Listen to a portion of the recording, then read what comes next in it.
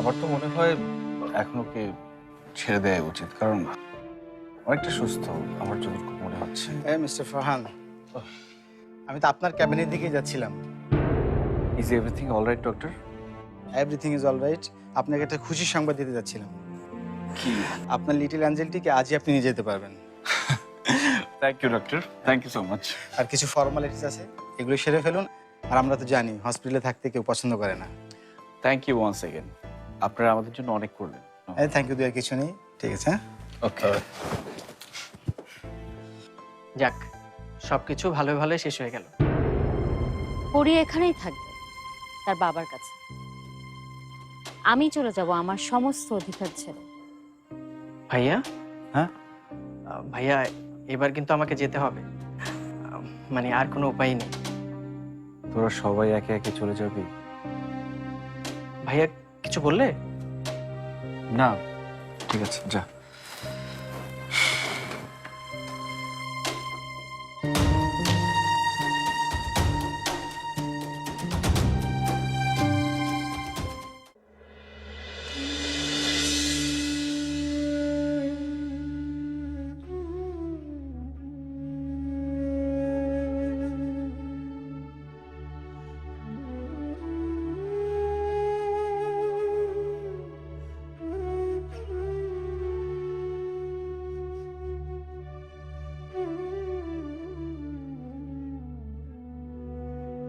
তোকে ছাড়া আমি কি করে থাকবো? আমি পারবো না। তোর কাছ থেকে আমাকে দূরে চলে যেতেই হবে। তোকে ছেড়েই আমাকে থাকতে হবে। ভাবতে গিয়ে এখনই আমার দম বন্ধ হয়ে আসছে। তোর কাছ থেকে দূরে সরে গেলে আমি কি করে বেঁচে থাকবো? তুই ছাড়া তো আমার আর কেউ নেই। আমার জগৎটা শুধু তোকে নিয়েই।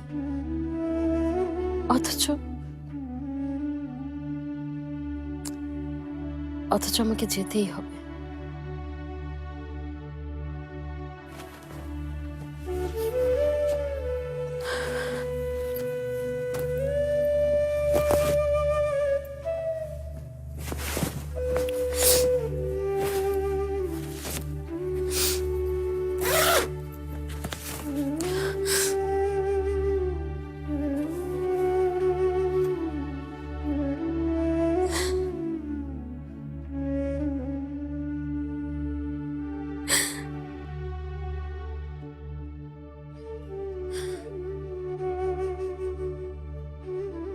যদি জীবনটা তো কঠিন না হতো,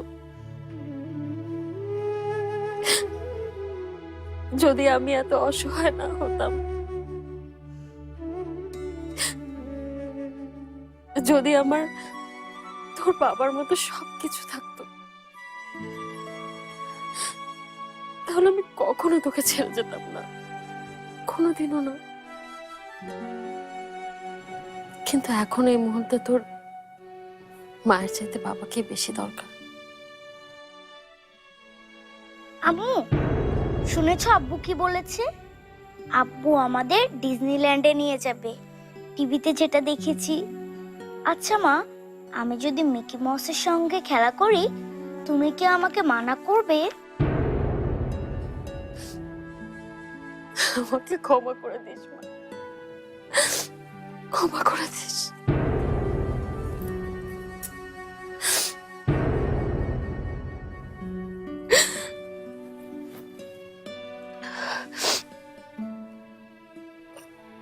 মাফ করে দিস আমাকে।